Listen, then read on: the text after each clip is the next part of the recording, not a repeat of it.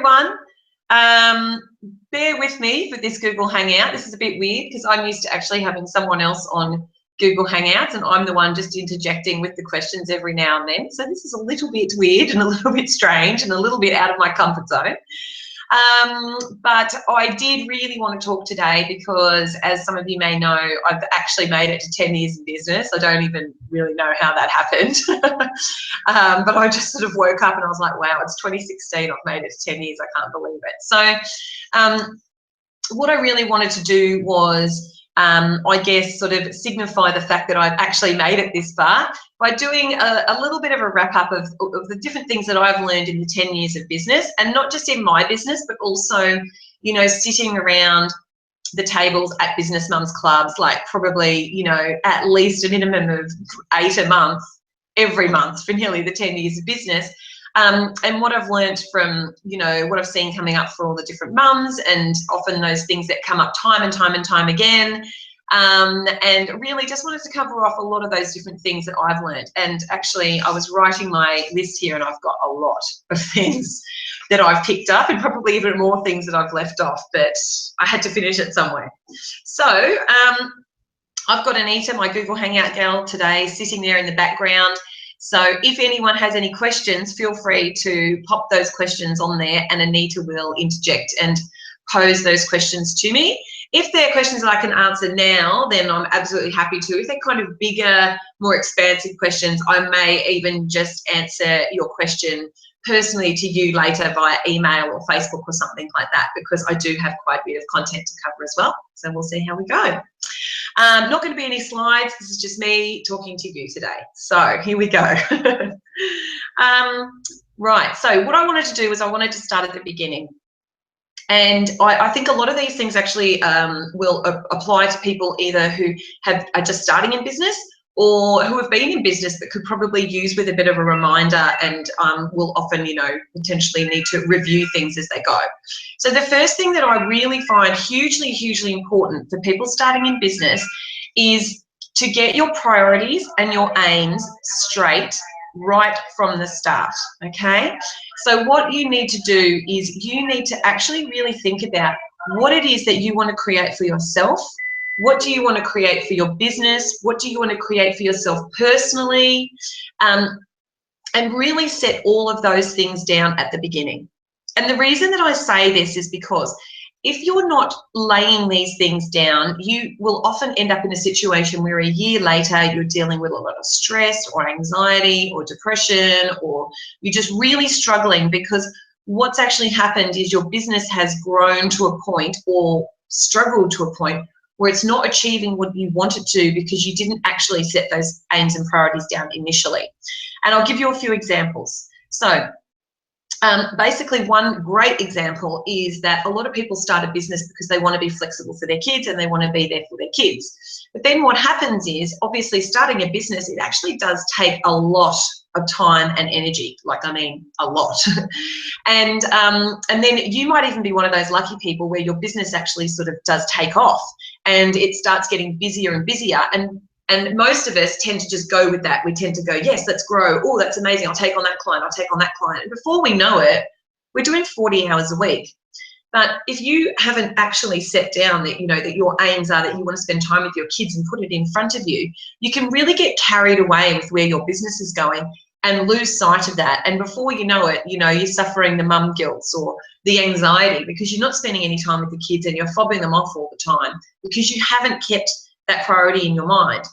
And if you do that, what you can do is you can develop your business to a point where it fulfills what you need it to, but also it gives you that time for your kids. So you can say, oh, I've had this client come in and they want to give me 10 hours of work a week. Oh, but actually this is really tempting because it's a lot of money. But actually my main aim is that I want to spend time with my kids, so I'm not going to take that on. You know, another one is that I've got a lot of mums who have gone into businesses that actually require them to be at markets. That's where they're selling. That's where they're making most of their money. But markets are on weekends. So again, if you want to have that time with your kids and that's your main aim, should you be going into a business that requires you to go to markets on the weekends? Another great example I have is actually of one of my lovely mums who had these fantastic ethics of wanting to produce in Australia, not wanting to produce overseas, etc., etc. But then she also had her main aim was to make money.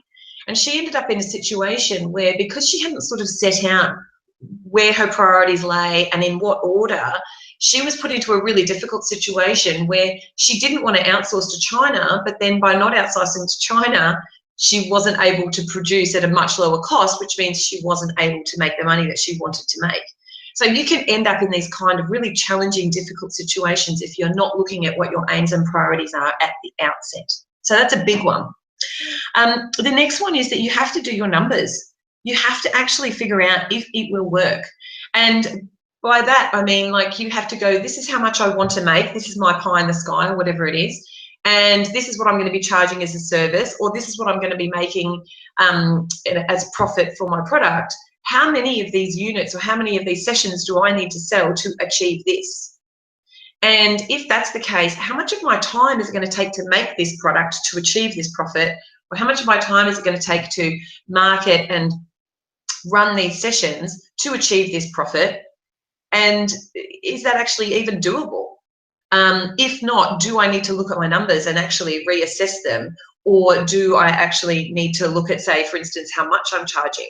So you need to really sit down and nut out those numbers at the start and actually work out what's achievable. And if it isn't, what things do you need to change to get there? The next one that kind of plays into this is also doing a time audit. I have so many mums that come to me in my business mums clubs and saying, I need help with time management. I've got all these things going on. I've got kids, I've got activities, I've got my business. I'm not on social media enough. I'm not doing this enough. And I'm like, okay, that's brilliant. You can learn all the time management techniques in the world. But the first thing you actually need to do is you need to do a time audit. You need to know how much time you actually have for your business. And the crazy thing is that until you actually sit down and do this, it's all theoretical. You know, you keep saying to yourself, I should be able to do more of this, I should be able to do more of that, but you don't actually practically know how much time you have. And I had one of my mums that went off and did a time audit, who literally came to the club saying, I need help with time management. And when she came back to the club, she actually realised that she was spending 10 hours a week running her kids around to activities and sitting at the activities. And then she also had school run, and then she also had shopping, and then she also had loads of other stuff. So when it came down to it, she didn't need time management help. She actually needed to try and work her timetable to free up more time to spend on her business. So don't be beating yourself up that you're terrible at managing time, or, you know, you're not looking after your kids enough, or whatever it is, because at the end of the day, you might actually find you're trying to do 20 hours worth of work in a 10-hour work week. So really work out that time audit. And then obviously that will play into doing your numbers. You know, for instance, if it takes you, say, 5 hours a week to make X number of product to achieve your financial goals, that means you only have another 5 hours in the week to do all of your marketing, all of your bookkeeping, all of your SEO, whatever it is that you have to do to actually promote and market those products. So you might actually realize, wow, with the time that I have, this actually isn't a viable business, or it isn't a viable business unless I change something, unless I make more time for myself in my week, or unless I, you know, have lower financial goals, or unless, you know, I say to myself, well, do you know what, this year I'm just going to go for this, but next year I know the kids are at school, and then I can aim for this loftier goal. And the last one for, like, sort of starting out, which I think is hugely important, is actually to just get realistic. You have to be realistic. I really can't count the number of mums that I have coming to my clubs who are crying because they're 6 months into running their business and they've made no money. Or who have left a corporate role and want to replace their income from their corporate role within a year.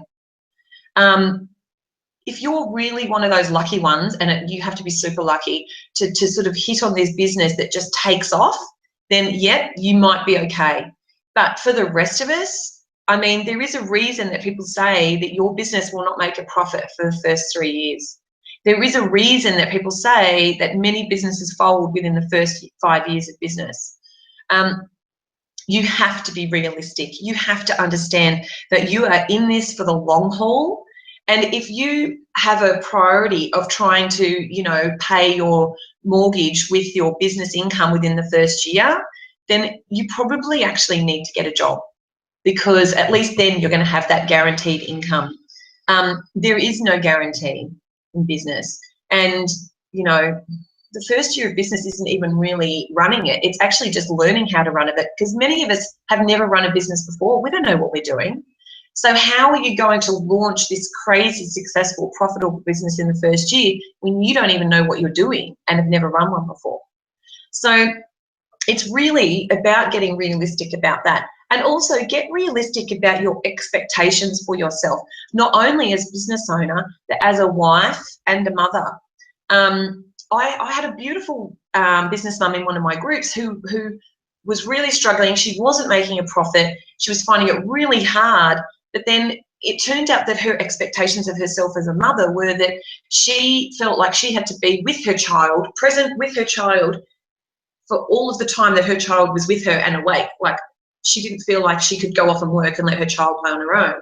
So those expectations of herself as a mother were getting in the way of her achieving her goals in the business.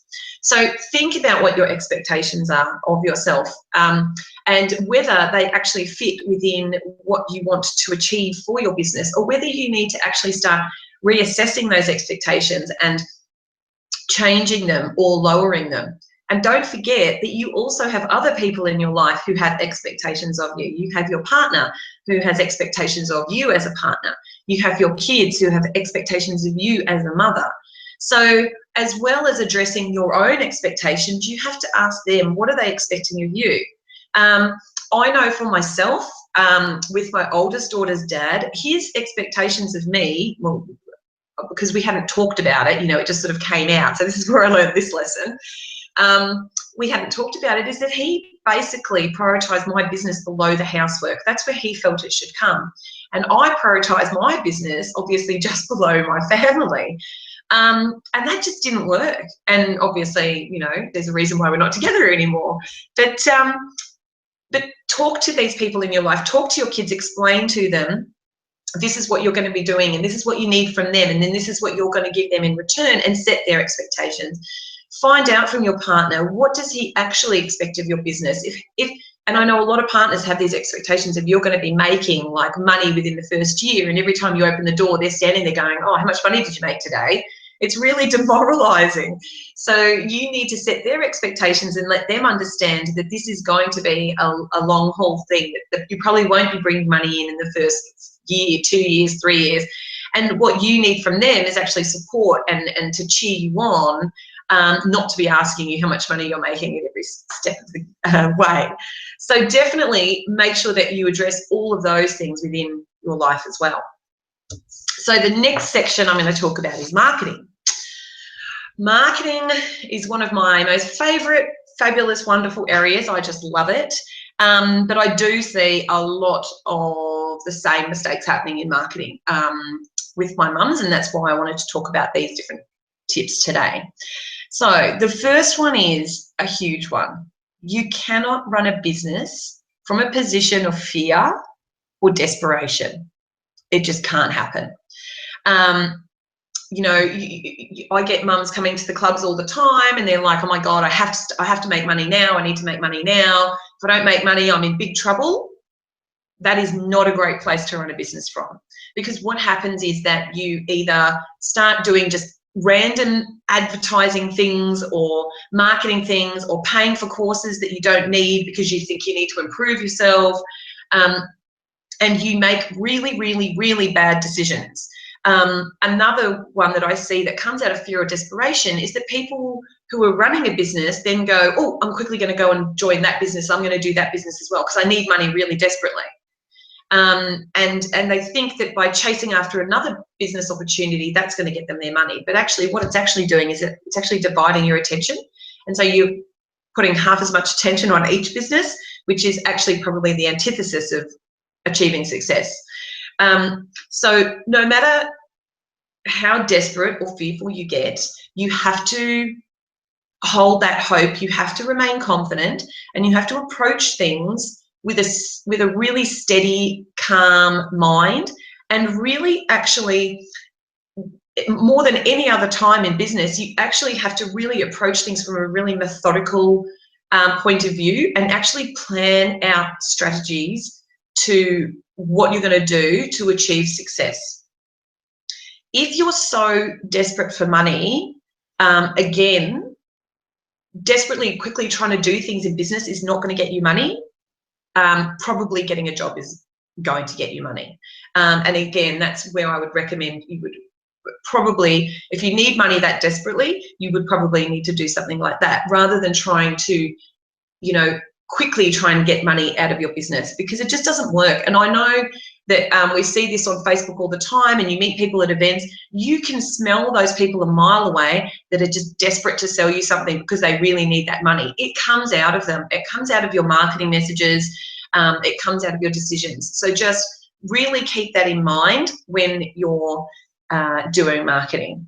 The next one is that you have to remember that in marketing, it is only ever about the problem that you solve for your customers.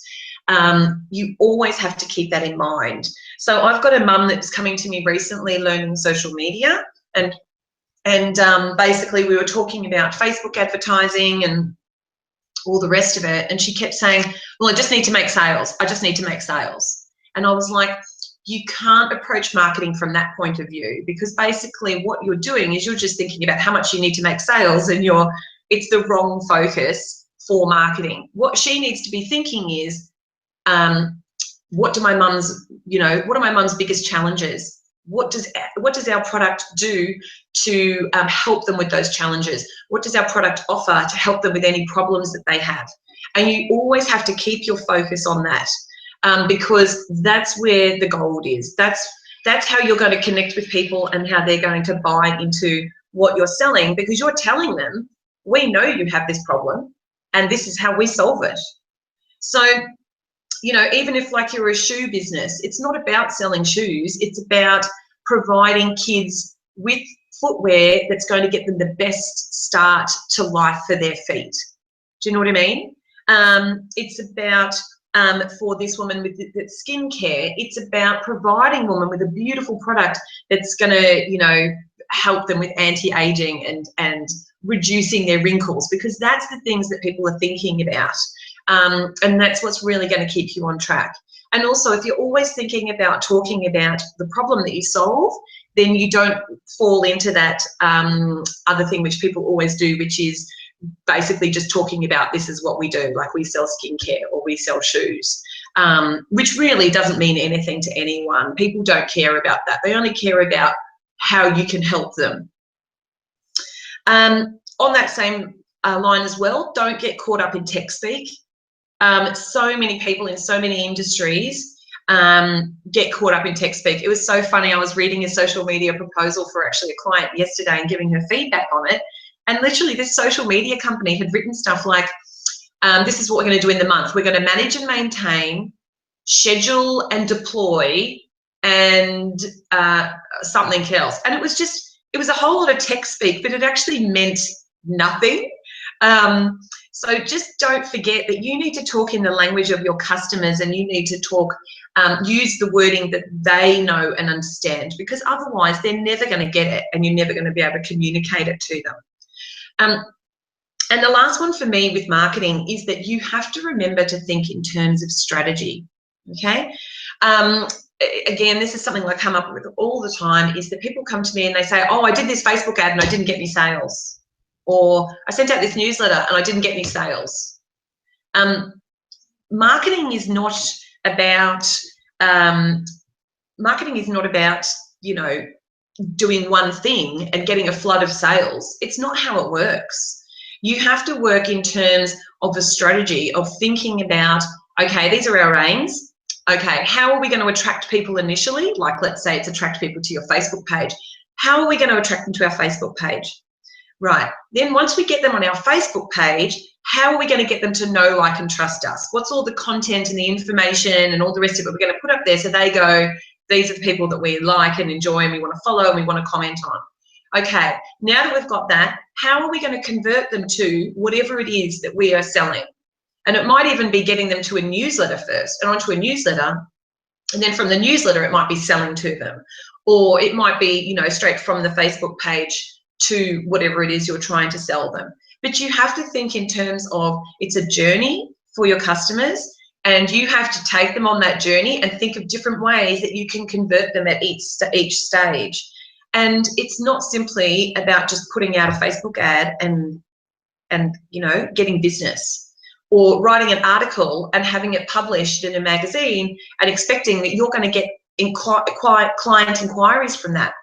You know, if you're doing an article for a magazine, you need to think about what's a call to action I can put at the end of that to get people to go to, say, my Facebook page, to like my Facebook page, where I can then work on converting them, okay? So just remember that, because, and obviously that plays into the whole first point, which is the fear and desperation thing. If you're just randomly doing quick ads or like one thing that you think is going to fix everything and make people buy from you, it's not how it works. It really is a long-term ongoing relationship with these people. Right, so the next one is pricing and money. So many mums, myself included, start out charging incorrectly. A lot of the time it's from lack of confidence. You know, mums feel like that they don't maybe have enough to offer, or they don't have enough expertise, and they feel like that they can't charge, you know, even a decent amount of money for something. Sometimes they're putting themselves into their clients' shoes and they're thinking, well, I don't have a lot of money and I couldn't afford it, so I probably shouldn't charge very much so that, you know, I can cater for other people. Or the other big thing is, especially with products, people aren't costing things out correctly. You know, they might be working out the physical cost of all the elements that go into a product, but they're not putting in the cost of their time, which could then blow everything out. So one thing I think that is a really important point with pricing to remember is that it isn't always just about the cost of this, making this product, so then I charge this, or I feel like I'm worth $45 an hour, so I'm going to charge that. Actually, a big component of pricing is branding, and actually, you know, working out what your customers need to think and feel about your product or service to want to buy from you. Okay, so for instance, you know, if it's a massage service that you're offering, yeah, you could charge $20 for a massage. But if you saw a $20 massage advertised, what would you instantly think about that massage? I know what I would think. And the same thing goes for like products. Like I know one time I was actually we were buying TVs, standing in a TV shop, and it looked like there was two identical TVs next to each other. And one was 1,000 and one was like 700. And my ex literally said, oh, well, we probably should get the $1,000 one because that's probably the better one. Like, there was no information there at all that was to say that anything was different about them. But the fact of the matter is that people feel like if it's more expensive, it's probably better, or it's quality. So just keep that in mind with pricing. It's exactly the same thing. You know, if people see a $90 massage versus a $20 massage, I know which one I would book.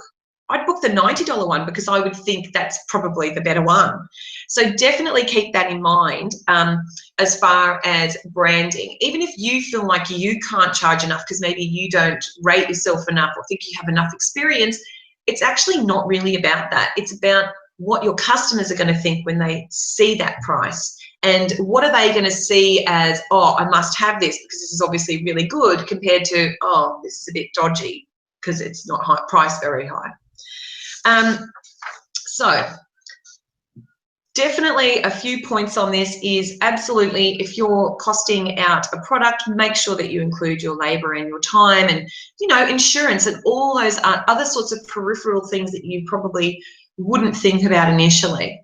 Absolutely, if you're going to be selling wholesale, you need to be developing that price right from the very beginning that make sure it lands at a good price that retailers can add 100% onto that.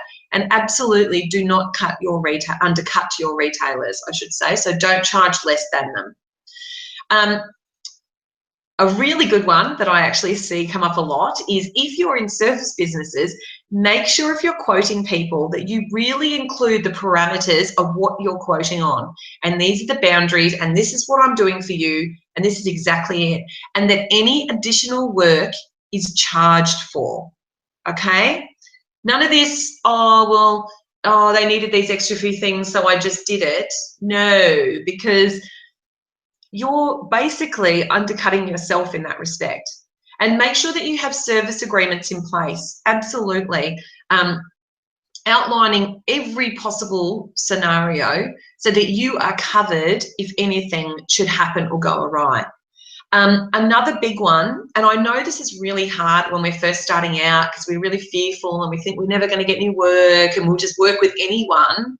But I would really highly recommend that you do not work with people who don't value you, because that really is an indication of their personality and who they are, and they're probably never going to be good to work with, and they're probably always going to take piss. I've got a beautiful mum that works with me, and she's working for this guy who works with like high profile people, and probably charges about $150 an hour. And he was trying to screw her rate down from like 40 or 45 an hour to 20 an hour. I just think that's a red flag. If anyone is going to,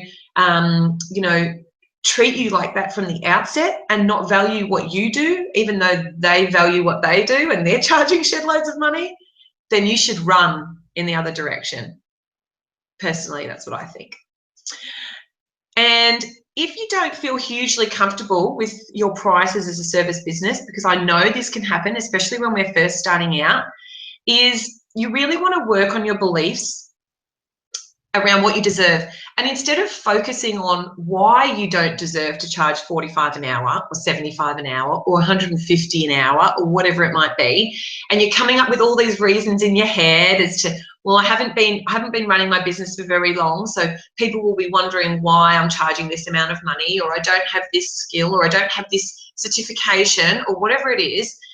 Turn it on its head and actually write down all of the reasons as to why you deserve that, and keep it somewhere in front of you and read it and remind yourself all the time, particularly when those little negative things start coming into your head, because we do all deserve it. I mean, gosh, we've all had schooling, we've all done X number of years work, we've got experience, we've got smarts, so there's absolutely no reason why you shouldn't be starting off charging those prices. That said, if you do feel, still a little bit apprehensive, you can absolutely start charging a slightly lower price. Don't charge a ridiculous amount and just completely, undervalue yourself, but maybe start charging with a slightly lower price, and every year you just raise your prices as you gain in confidence. And this is absolutely something I did with my guest speaking. I can't even remember how much I charged when I first started out, but it probably wasn't very much. And then every year I just kept raising my prices, and now I probably charge, I think, maybe 3 times more than what I did when I started out. So, you can absolutely do that as well, but just don't undervalue yourself too much. Competition. This is always a fun one. I always get loads and loads of mums having challenges with the competition, and unfortunately it is just something that happens. Sometimes there's nothing you can do about it. Sometimes, and it's certainly in some industries, it is just rife with people who are either trying to bring you down or copy you, or whatever the case may be. And yes, you can get indignant about it, and yes, you can get pissed off, and yes, you can get shitty, and yes, you can let it affect you. And yes, you can look at their website every day and huff over it. And yes, you can follow them on Facebook and get pissed off every time you see a post that they put up that's exactly like yours. But at the end of the day, if you've checked, like, let's say your legal standing and you don't have a leg to stand on, then the only thing you can do with competition is ignore it. I hate to say it, but that's just the way it is. And every second that you spend stressing over them or worrying about them or getting pissed off about them, they're actually winning. They're actually, you know, successfully distracting you from your business and running your own race.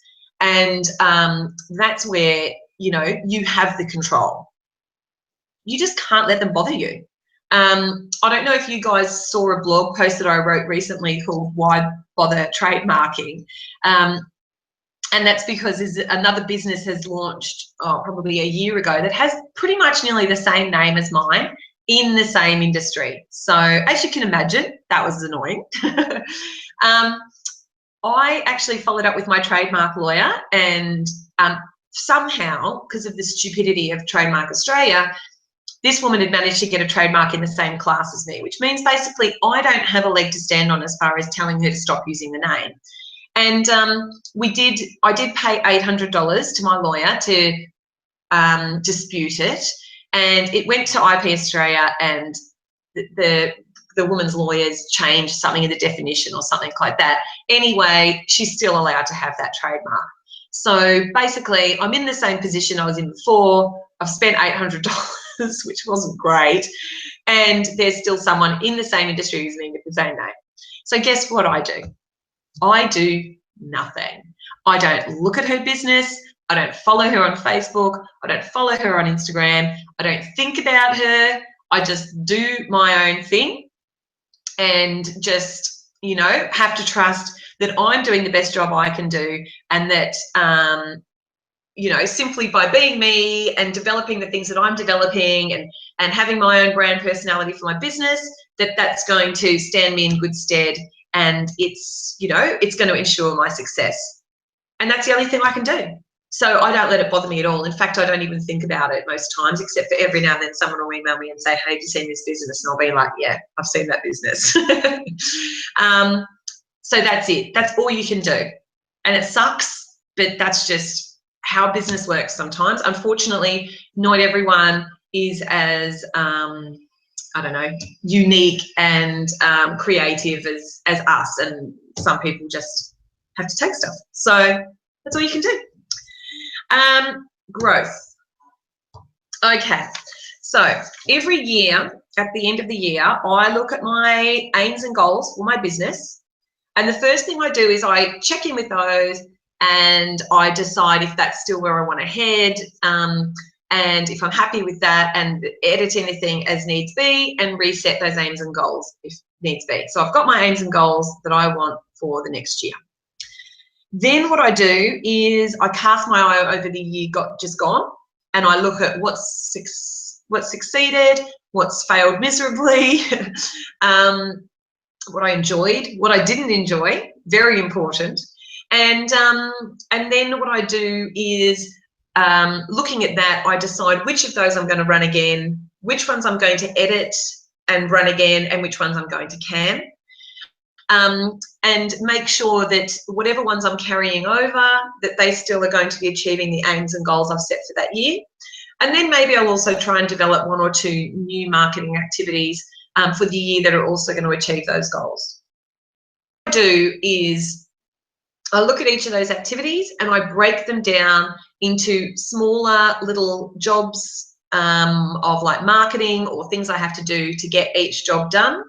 Again, ensuring that at the end of the day, they achieve my overall aims and goals. And that's what I do every year, okay? That's my planning and reviewing. I don't have a business plan, and I know some people will be like, what? Oh my God, because, you know, there's people out there that are like, you must have a business plan and all the rest of it.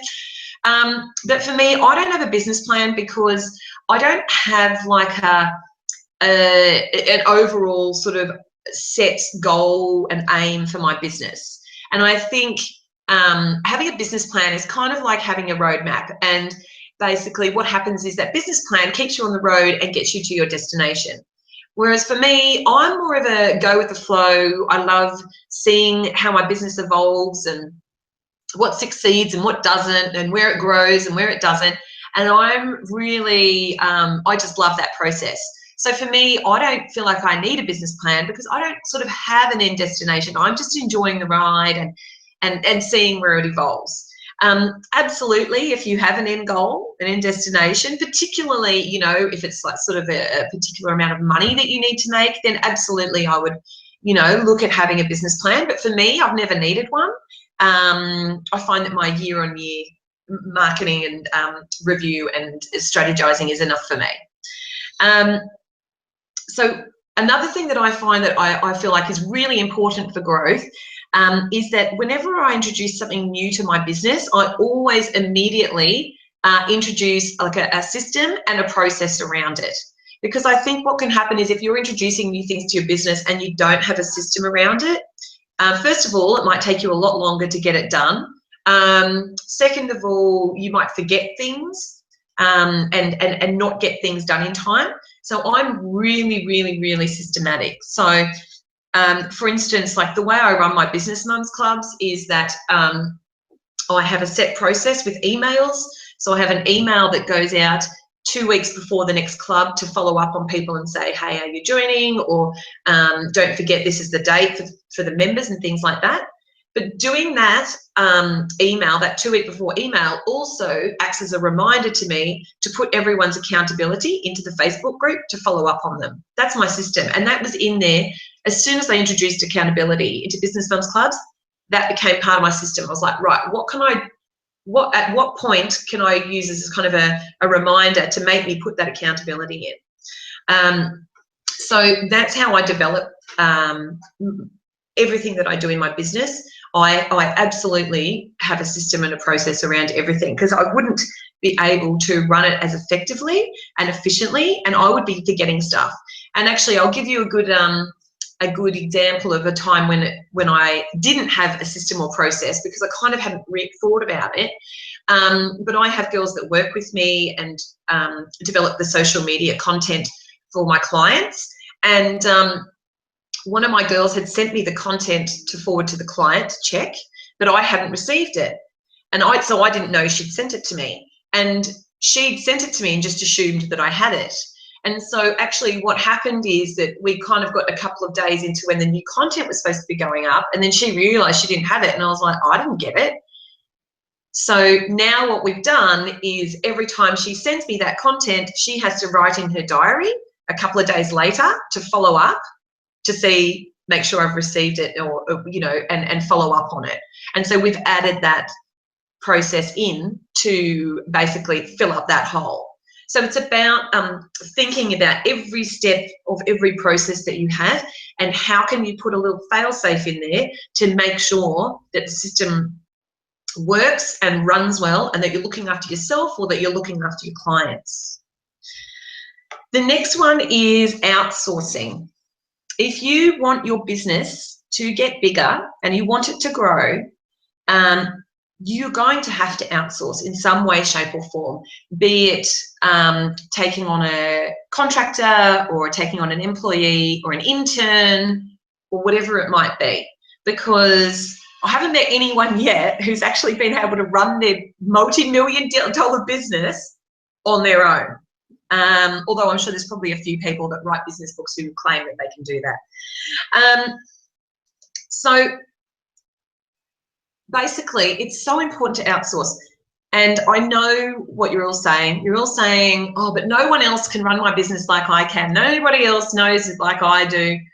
I can't let go of it. It's my baby. Oh my God, what happens if someone else, you know, handles my baby? But at the end of the day, if you want to grow, you have to get over yourself, basically. And you may actually find that there's actually people who are better at some things than you. Particularly, and this is something that I really find amazing, is that sometimes I'll get mums in my clubs and they'll be saying that there's this particular part of their business that they really don't like doing, but it's kind of like the integral part of their business. So for instance, it might be making calls to people and doing sales calls.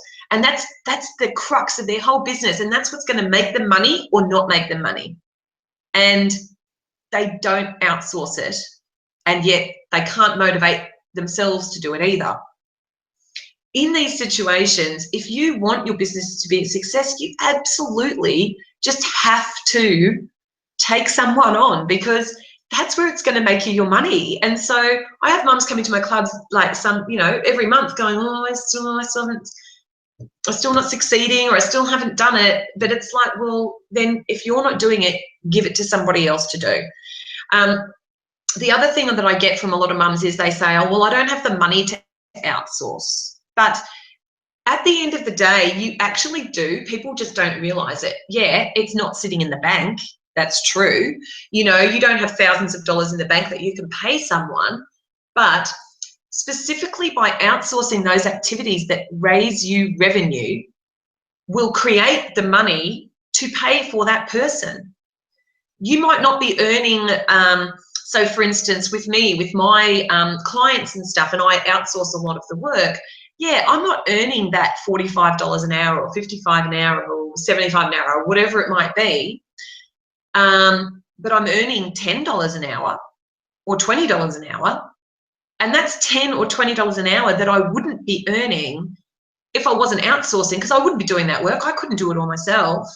So you have to think of it in terms of, oh yeah, I'm going to outsource, say, this sales work, and if someone purchases, then I'm going to get $150 for that, but it only costs me $35 or $45 an hour or whatever it is for my sales girl. So at the end of the day, you do have money to outsource. You just have to think smart about it. The other one that I really see as a big opportunity for outsourcing is mums with products who go to markets. And especially, there's usually particular times of the year when they do really well, and it's often around Christmas. I don't personally understand why these women aren't hiring 2 other mums, and they're literally hitting up every market in December. Because, yeah, you might not be earning the full amount of that necklace or the full amount of that soap or whatever it is that you're selling. You're paying someone, but you're still earning more than what you would be if you were just at a market on your own, if that makes sense. So I just think outsourcing is absolutely the way to go. And particularly, like we were talking before about, a time audit, and if you don't have lots of time, and if you want to achieve certain financial goals, sometimes you do actually have to outsource to achieve those goals or get what you need to get done in a week, because you simply don't have the time to do it yourself. The next one with growth is basically, don't be flogging a dead horse, basically. And I've written here, if shit doesn't work, get rid of it. So this one is definitely a personal one for me, because I really, really, really wanted to run these great events for mums, and I had mums telling me all the time they're struggling with time management, they're struggling with social media and all the rest of it. And then I would run these events, and I would have, like, I've got 500 women on my mailing list, and I've got in Melbourne, and I've got 17 business mums clubs in Melbourne, and I couldn't even get 10 people to come to these events. So I tried different incarnations of it. I tried running them all on one day. I tried, setting up like a yearly thing where they could come to all of them. And whatever I tried, it just didn't work. So sometimes you just have to say, that's enough. And I'm absolutely a victim of this as well, but I do hear other mums as well, particularly when it comes to service businesses, although some products as well, where they're saying, oh, but this is just such an amazing service. Like, mums really need this. Like, they're really struggling with this. They really need this service, but I just don't understand why they're not buying. And I'm like, it's all well and good for us to believe that they really need this, and they probably do. But at the end of the day, if someone isn't buying, then they're not buying. And it's generally because, let's face it, like in the example of mums, they're always putting other people above them, and they never actually put money into particular things, even though it would be so beneficial for them. So, and this was the same for my events. I was like, I don't understand. Like, I'm putting together these events, and they're so important for them, and everyone's saying they need them. But at the end of the day, if they're not buying, then you have to can it. You have to, well, you can try doing what I did and, like, change things around or try different things and all the rest of it. Absolutely. But if at the end of the day, it doesn't matter how much of a great idea you think it is, or how much you really, really, really think mums need it, if your market isn't buying, then they're not buying. So definitely keep that in mind. I think it's really important to know when to go and when to reinvent things, but it's also time to know when it's time to give up on maybe that thing and focus on one of your other things that potentially you know, is doing better. And that's where I just gave up on my events, and I thought, I can't do this anymore, and I'm now focusing on Business Mums Clubs because they do well and they do succeed. So a few different things I just wanted to cover off that I think have helped me in you know, getting where I am today. The first one is bartering. Especially starting out, I didn't have any money to put into the business. So, you know, I did bartering, and I swapped, say, my skills with marketing, and I would give someone an hour's worth of marketing help, and in return they would give me, you know, some design work or something like that. Or when my Facebook page got built up enough, I could actually give people shout outs on my Facebook page in return for giving me this. So where possible, absolutely look at bartering. It's such a wonderful way of getting help for your business that isn't going to cost you the earth. The next one is picking up the phone and calling people.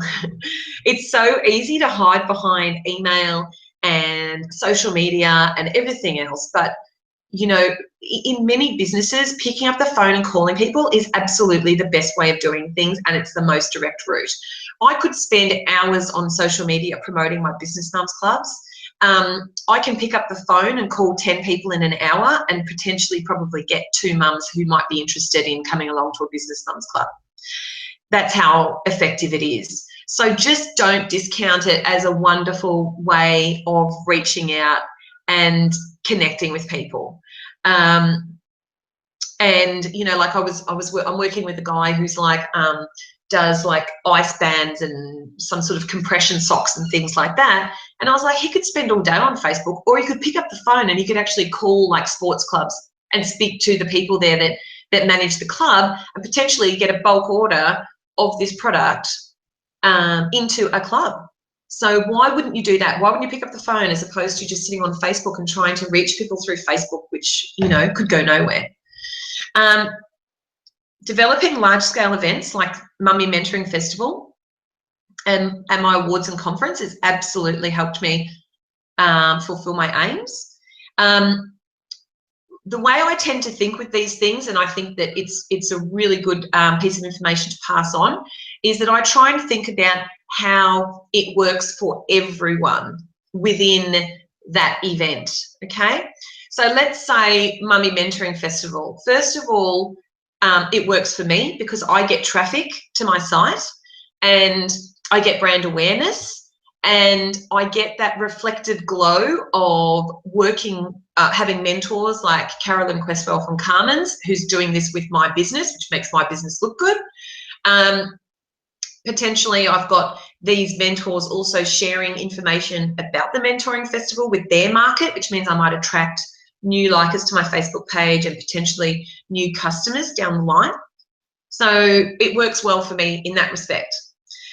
What I also did though was I made it a charity event, so then it makes it more compelling for the mentors to want to be involved because it is for charity.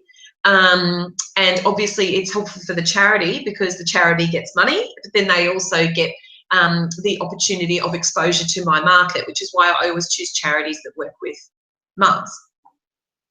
The mentors get an opportunity to say, hey, we're amazing because we're doing some charity work for this charity, but I haven't actually made it a huge drain on their time. So it's easy for them to say, yep, I'm happy to do that and donate one 30-minute session.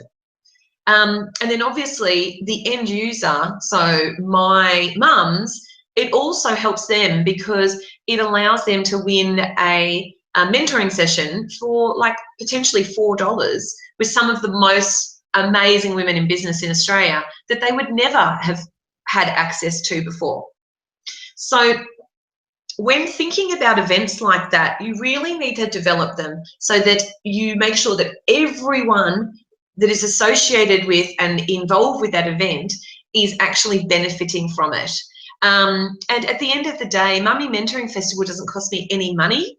It does cost me a bit of time, granted, but at the end of the day, that time put in to achieving that traffic and that brand awareness is a bargain. And it's the same for the awards and the conference. You know, I make sure that everyone involved gets something out of it. It's not just set up for me. And again, it doesn't cost me anything. In fact, I do, you know, make a little bit of money on it, which is amazing. So thinking about how you can maybe develop something like this for yourself, and really thinking outside of the box and developing something amazing and crazy and big, but it will get you that big return of a lot of traffic or a lot of brand awareness, as opposed to, again, you know, tapping away on Facebook every day might get you a liker every day if you're lucky. So think about things in that respect. Because again, I haven't had loads of money, but I have needed to outsource, I've always sort of reached out to school mums or mums who are starting out, or maybe mums within my network who run a business already but appreciate a little bit of extra work, to work with me as my contractors. And then I just sort of say, look, this is all I can pay, you know. So I'm probably not in a position with my business, because I don't charge a lot of money. I'm not in a position where I could pay like $60 for a VA, as much as they're worth it, which I totally believe they are. So what I do is I look for those people who appreciate a bit of extra work and a bit of extra money, and, you know, we can sort of come to an arrangement where we can both help each other. So I've found that that's really helpful for my business. And there's always school mums that would love just a little bit of extra work, and often they're like ex-marketing managers of this business or communications managers or whatever, like they have skills. So tap into that. Another secret to my success is working with the best and most amazing women, and always working with the best and most amazing clients. Like I said before, if someone gives me an inkling that they're going to be difficult, or they're going to try and like really pin me down on price or something like that, I would walk away. So I do have boundaries around that, which I think really helps me with finding and working with good people. But I always try and remember to always, like, you know, tell them, you know, the women that I work with, that I love them and I just am so thankful for them. If any of them are watching, I love you. And, you know, and really being thankful to my members and my clients and things like that, because, you know, I wouldn't be here if it wasn't for them, for their loyalty, or for them sticking with me and things like that. So really don't forget your current clients.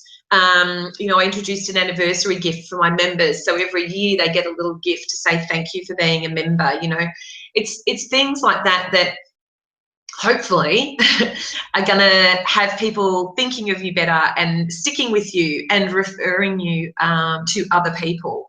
So it's really important not to forget your current client base. I know for one mum, we were doing some follow-up calls for her with her clients, and one of her clients hadn't heard from her in such a long time that they actually thought she'd gone out of business.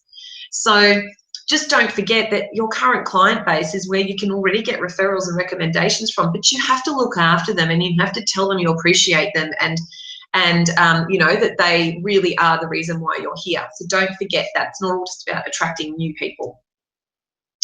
I've also really worked hard at developing relationships with other mums in business who have a really great social reach and a social presence, so that we can swap, you know, posts for each other and support each other, and you know, share each other's events and promotional things like that. So definitely think about that for yourselves as well, and think about who can you partner with that has a similar target market to you, but is like a complementary business, and you guys can promote each other and build each other up, and help each other get Facebook likes and support each other.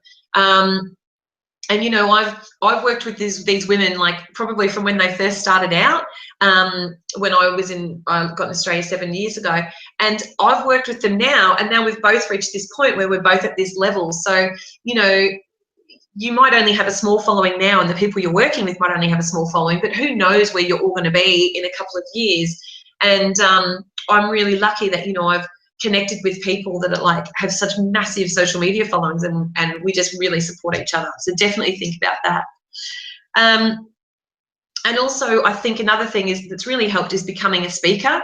That's really helped me, because at the end of the day, speaking in front of a room full of people is so much more powerful and effective than being in the room and meeting 3 or 4 people. It's definitely helped me get work for the social media work that we do for people. I've got clients that, you know, are now my clients because they've heard me speak. I get mentoring. I get to mentor people that I've, you know, spoken in front of. I've got mums coming to business mums clubs who have first heard me speak. So absolutely, getting in front of people and speaking is probably one of my, you know, biggest tips, because not only do you get to speak to a lot of people, but you actually get paid for it. And, you know, like I said, you know, I started out not charging a lot. You can even volunteer to speak, but it's, you know, you just slowly build up that experience and then slowly start charging more and more and more. Before you know it, you've got counsellors calling you to ask you to speak. So don't forget that there's those opportunities as well. So I'm guessing I haven't seen Anita, so we haven't had any questions. Either that or people have just been bombarded with so much information that they haven't even had a chance to ask anything. Do you have a question? Actually, there is. We do have a question. Oh! Yay! I think you've been very thorough, my dear. You've been very thorough. So that's probably why there aren't too many questions there. But we do have a question from Anne. Yep. And George says, "Hi, Ali. Have you ever wanted to give up and get a job?" Oh, that's where I'm at. I'm almost so at 15 years here and starting to feel exhausted.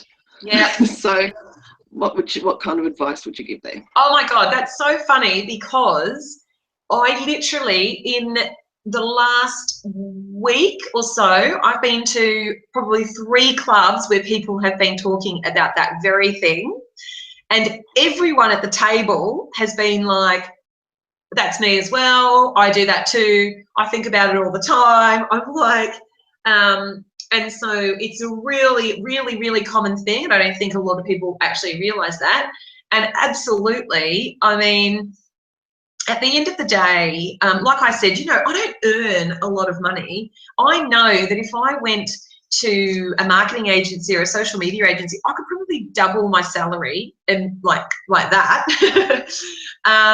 So yes, I do think about it. And I definitely think one thing I think is that this time of year, getting towards the end of the year, I really think people start to get really tired and fatigued and depressed, and it gets quite exhausting. And I do think that a lot of the time what happens is then you have January holidays and maybe you have a bit of a break, and then you're doing your reviewing and your planning, and then you get yourself all excited again, and then you're off and racing for the new year until you get to the end of the year again. So yes, I definitely have thought about it. When I do think about it, what I think about is I think about what would be required of me if I was to go out and get a job. And I know that for me, still running a business is what I want to do, because firstly, I really do love being around for my girls and being able to pick them up from school and drop them off. And I know that if I work for someone else, the chances of me being able to do that would not be as high.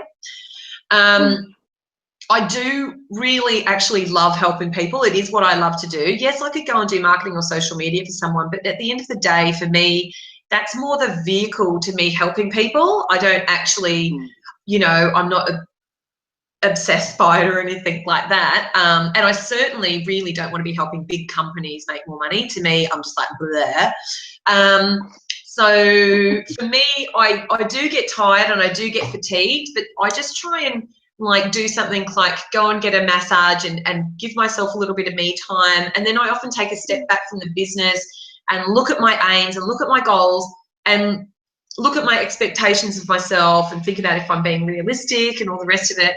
And really just sort of, you know, refocus and re-clarify. and then I'm usually fine and back into it again. But I think, you know, I think you do need to do that review at whatever, you know, level you're at, and you need to actually ask yourself, well, am I making enough money, and is that my main priority? And if I'm not, should I go and get a job? But then what does it involve in getting a job? So that would be what I would say. But yeah, I'm still hanging in there. I think taking holidays is really important too. I don't think people take enough breaks. Holidays? What's that? Yeah, well, I know. Well, yeah, but you need to take them. You need to take a holiday. Oh, see, I can't stand holidays. The only thing that happens for me with holidays is I go away and then I come back and I've got twice as much work, and then I have to work twice as hard, and then I feel like I didn't even take a holiday. So for me, I'm just like cruising through the year. I'm fine, but some people do need to take holidays. You're right, Anita. Yes. Yes, I'm one of those. I'm one of those. Yeah, you are. So there's no more questions? No. That's it. No, hang on.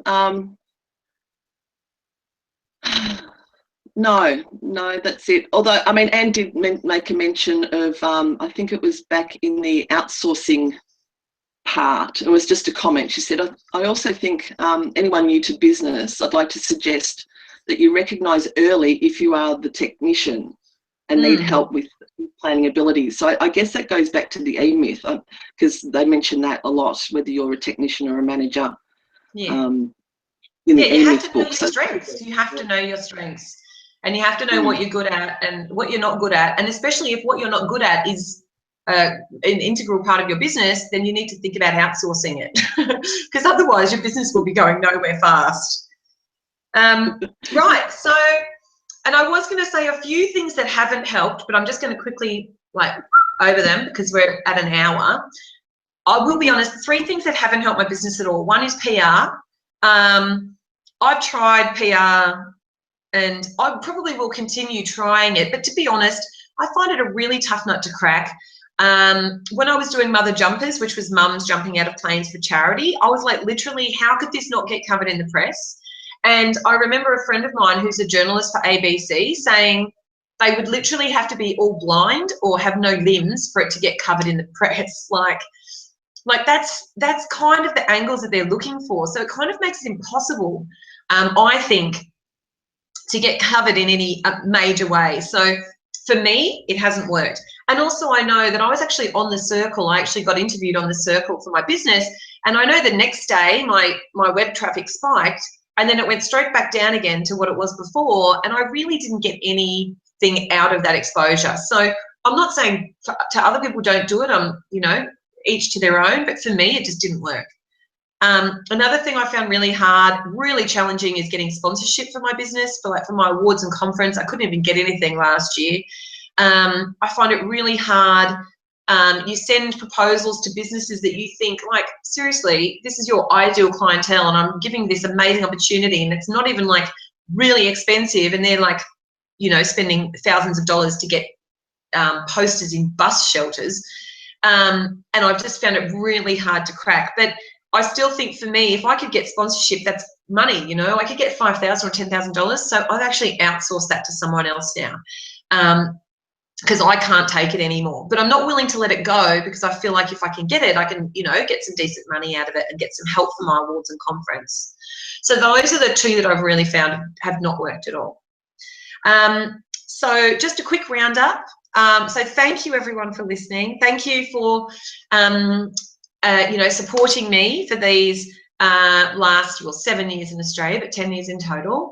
Like I said before, like, really, I would not be here if it wasn't for you guys. So at the end of the day, you commenting on my stuff on Facebook, or you coming to my events, or, you know, becoming a member or a client, or supporting me in some way, like, it literally does mean the world to me. And I just love doing what I do. So to me, I'm just forever grateful to every one of you for it.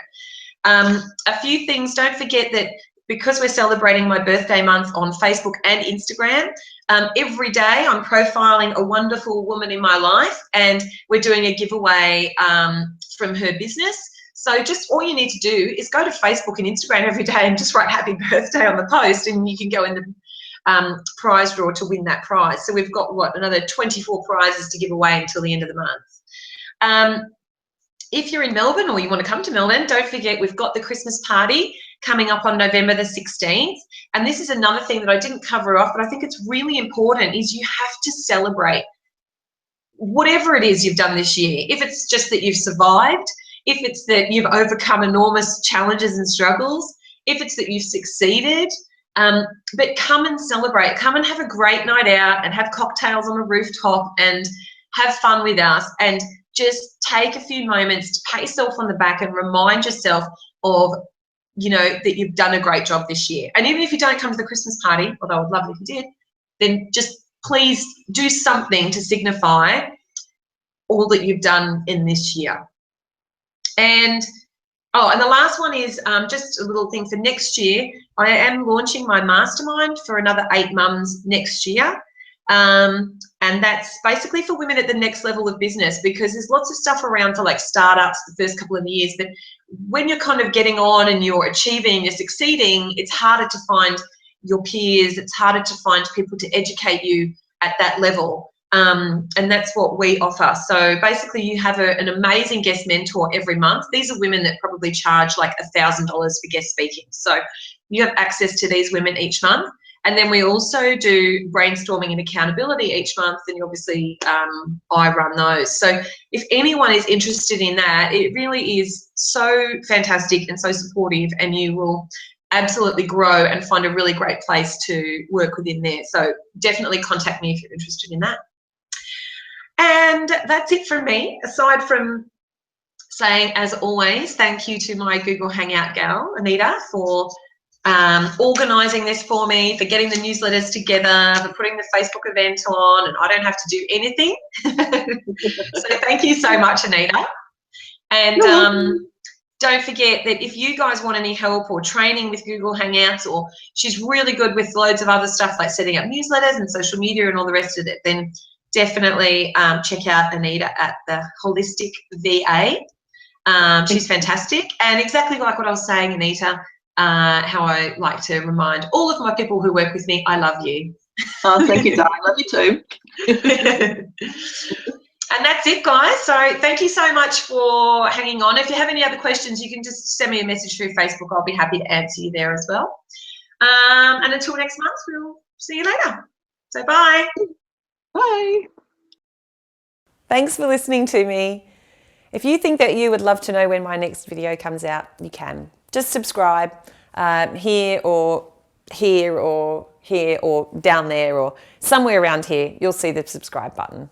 Hope to see you again. Bye.